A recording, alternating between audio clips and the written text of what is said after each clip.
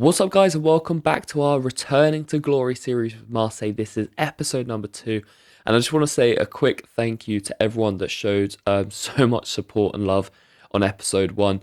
Like I said, this is a series that I was really excited to get going and bring to you guys. So honestly, the positive response that it got means the world to me, and I can't wait to get really far into the series and keep posting it for you to watch. So yeah, big love for that. Thank you so much. And one thing I did forget to mention in episode 1, towards the back end of it, was that I decided to change the formation to 4-2-3-1. We suggested that we might play around with the formation, and I felt like with the team that we had, 4-2-3-1 best suited us, with Rongier and Veretout holding Harit, Correa and Sarr as the 3, and then Aubameyang up top. I just felt like this formation was best suited for us. I also sent out a couple of scouts to look for some left and right mids as well, just for cover. I know Ndiaye on the bench can play in that position, but I feel like we need some more out-and-out wingers. Maybe sign one more before the window closes, as we need a bit of depth, because we are in Europe this season as well.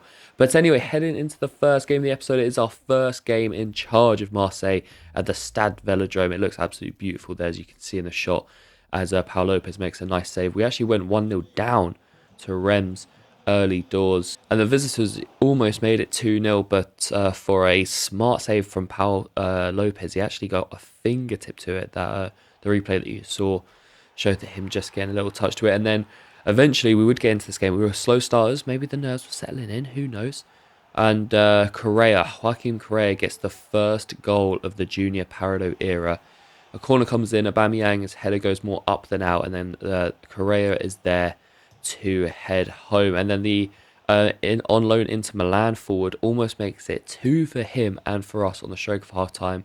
Aubameyang pulling the ball back, but his shot crashes off the bar. We'll head into the second half just a couple minutes in, and well, Pau Lopez had a bit of a stink here, and to be honest, I had a bit of a stinker at the defence. Diakate makes it 2-1. It's so hard to defend on Legendary, because what I've noticed is when players run down the line, when the AI run down the line, they absolutely hate crossing the ball. All they want to do is pass it into the box. So I show them to the byline, because I know that all they want to do is pass it back. And then sometimes they'll just run to the byline and get in the box. But it's really, really hard to defend it. If you know what I'm talking about, then props to you. Anyway, we went straight down the other end. Great response. Aubameyang makes it 2-2.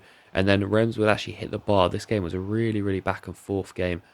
Ismaila Sarr having a shot saved as we head into the final 5 minutes, and Sarr would be bursting in using that pace that made him so famous at Watford. Aubameyang shot is saved, but Amine Harit on his debut, so many debuts today, I think we had 7 in the starting lineup, gets a late goal, and it could be first day heroics for him, and a beautiful first day for us in charge of Marseille. We see the game out, we win it 3-2. It's a hectic, crazy game, but it's one game, one victory for Junior Parado in charge of Olympique Marseille as we look to take the title in the first season. I would love to take it in the first season. That is the goal of this Returning to Glory series. Correa, Aubameyang and Harit all with debut goals, and we go straight into the second game away at FC Metz. We stick with the same formation, stick with the same team. Metz lost their opening game. We won ours, but obviously that is nothing to go by. As just 6 minutes in, Harit looks to carry on where he left off against Reims. His shot crashing off the bar. It just opened up the space for him, so he whipped that ball in, but it crashed off the bar. And then it was a pretty dead first half, apart from that shot that hit the bar. And so at half time I swapped Sarr and Harit, swapped the wingers over, thought maybe they could be a bit influential on the reverse sides, and Harit would be put through into the box. He cuts it back to Ismaila Sarr, and the former Watford winger makes it 1-0, and that's how the game would end. Not many highlights in this game. We are going to play 5 games per episode, so there will be games like this one where the highlights will be very shortened. I'm not going to, I know in my realistic career mode I go more in depth with the highlights and we show 3 games per episode, so there's more highlights, but I'm going to go through 5 games an episode, so if there aren't many highlights like that game, I won't show them, and we'll smash through the game. So 2 games, 2 wins, perfect start, and a clean sheet as well from home. away from home. I loved that one. Anyway, before we head into the third game of today's episode, I mentioned that I was looking for an out-and-out winger, just for a bit of depth, a bit of cover, and I thought this player would be perfect. Michael Elise, the Crystal Palace winger, French winger as well, but has never played a senior game in France for a French national team. He has so much potential and talent, this kid. At 21 years old, he's 78 rated, but his ceiling is so high. So we bring in the French winger, we bring him back to his home nation. 25 million euros, I think it was in the end, which I think is a bargain for these days. You know, you're seeing players going for 30, 40 million, like minimum, like Cole Palmer went to Chelsea for 40 million and he's played a handful of Prem games. I think Elise for 25 million is an absolute bargain. I think we gave him a 4-year deal. He is a class acquisition for sure. I'm very happy with this one. I know we have Harit and Sarr and Ndiaye can play out wide, but I really like Elise. I think he'll give us depth. And he probably would come into the starting 11, although I am going to keep him on the bench for the first game. We also rejected a bid for our backup goalie from Galatasaray and accepted a bid for our third choice keeper from Minnesota United. As we head into the third game of the episode, and it is Brest at home. They drew their first 2 games. We are 2-0 right now, so hopefully we can keep this run going. Well, we would start off the game very hot, and the captain Rongier releasing an absolute rocket from 25 yards out, but it just goes wide of the post before Aubameyang tests the Brest keeper, but he is on his toes to save. And then he would deny Pierre-Emerick again. A great save here, but we started very hot here. However, the visitors would take a shock lead, and it's one that Paul Lopez would not want to see again. The former Tottenham goalkeeper not showering himself in glory there. Beaten at the near post, and Brest have a 1-0 lead with their first attack of the game, although he does make a very good save there to make up for his mistake, I'd say. A good save with his feet, and then Aubameyang makes it 2-2 for the former Chelsea and Arsenal striker as it's 1-1. But on the stroke of half-time, how many times do we see it? Injury time goals in the first half and the second half, and Brest restore their lead. And then just a couple minutes into the second half, another poor goal. Looking at this replay, this shot wasn't that hard. It wasn't in the corner. It was quite central. Lopez really didn't look good in this game, I'll be honest. It actually worried me a lot. And then Brest would get a 4th. It must be 4 from about 5 shots in this game. It's crazy. They make it 4-1. We bring on Elise for his debut, a double substitution, but Brest would get a 5th. Another one where Lopez could have saved. I really think he could have saved about 3 of those goals. And just like that, we've been dealt a blow and brought back down to earth. Del Castillo collects the match ball as he got 3 goals from 3 shots. And Brest hit us for 5. I mean, I don't know where that came from. We were dominating the early stages, but it was just one of those where Paul Lopez was letting every single shot in. And the shots that we were having, the keeper was making very good saves. Very unfortunate. But, you know, sometimes it goes like that. Hopefully we can turn it around, though, because we can't drop too many points as we chase the leading pack. Our third choice goalkeeper decides to go to Turkey. He goes to Sivasspor for 2.15 million euros. Don't mind that.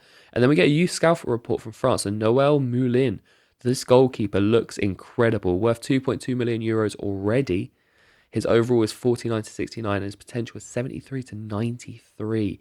We sign him up and he has the potential to be special tag. So hopefully, we've sent him out on loan to Pisa. Hopefully he can get some game time and get that rating up soon, because obviously I'm not hoping to play this career mode for 2, 3, 4 seasons. I want to get this challenge done in the first season if possible. But if he could be about in the second season maybe, especially after that absolute howler from Paul Lopez, he could be our number 1, maybe. Anyway, we send him on loan to Pisa. Hele van Neck also goes on loan to fellow French side Valenciennes for 12 months. Both of those 12-month loan deals. As we head into the 4th game of the episode, and it is FC Nantes. A chance for us to respond after that embarrassing defeat to Brest, and we get off to the perfect start. Joaquim Correa, he has started hot on form. Beautiful turn receiving the ball, and then he guides it into the corner. Michael Elise was gifted his first start, and 5 minutes to go before the end, he grabs a not a debut goal, but a first start goal as Aubameyang squares it to him with 5 minutes to go, and we make it 2-0. It was quite a relatively quiet game. We dominated the ball, the possession, the chances, and we saw it through to make it 3 wins from 4 and a really good response after that embarrassing defeat. And also, I got to say, that blue kit is beautiful, by the way. Really, really like it. 2 away clean sheets as well in a row. Really like that. As we see, Kylian Mbappe picks up the Player of the Month award. No surprises there. And 3 wins from 4, it's not too bad. Stade Rennes and PSG are 4 for 4 though. So already we're chasing the pack. And if we're going to win this league title, we cannot be chasing for long. We have to be keeping up to tabs with everyone. Stade Rennes, by the way, have only conceded 1 goal. That is mental. 4 games, 1 goal, 4 wins. That's crazy. 1 goal conceded, by the way, not 1 goal scored. Fair play to them. Anyway, as we head into the 5th and final game of the episode, it is Toulouse back at the Stade Velodrome. Can we make it 4 wins from 5? Toulouse have 1 point from their first 4. 1 draw, 3 defeats. So we're hoping that we can make it 4. I'll be happy with 4 wins from 5. I think that'd be a fantastic start to this career mode. We'll see what we can do. Toulouse, obviously, last time we played at home against Brest, we got battered 5-1. So let's hope that we can give our home fans something to cheer about. Anyway, 23 minutes in, Renan Lodi, ball up to Joaquin Greer. This guy, I'll be honest, so he's got, is that 4 goals now? 3 goals already? He's been relatively quiet apart from scoring, but he is popping up with the goals. And what a finish this is. Great ball over the top from Lodi, who we all know I love from my realistic career mode with Nottingham Forest back in FIFA 23. Renan Lodi was the absolute star for us at left back or left wing back. And I love that we've got him in this team again. And the Brazilian is involved again. He's found by Aubameyang. He finds Correa, and those two link up again for the second time in half an hour as we lead 2-0, and Correa makes it 4 goals in 5 league games. Going into the second half and on the hour mark, Toulouse would half the deficit.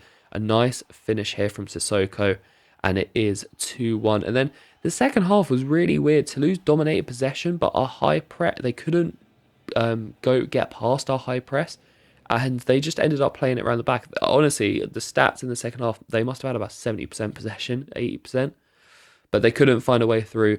We see the game out, and it is 4 wins from 5 to start off the season. Very happy with this. We're sat in 5th right now, so we're one of 4 teams that are 4-1. But I will take that. Stade Rennes leading the way, 5 wins from 5, only 2 goals conceded. Very crazy start from then.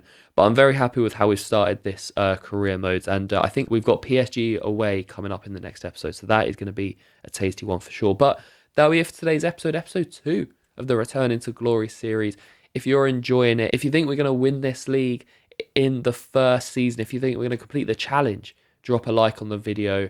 Obviously, this series, the Return into Glory, we want to return Marseille to a status where they win the league again, because they used to win it in the 90s, and I want to bring them back to that prestigious point for Marseille. I think they deserve it. So if you think we're going to do that in the first season, drop a like on the video. If you want sub to the channel, make sure you sub as well. Each sub shows incredible support to the channel as well, and we're on our road to 400 subs. So yeah, drop a sub if you haven't already, and I'll catch you in episode 3 very soon.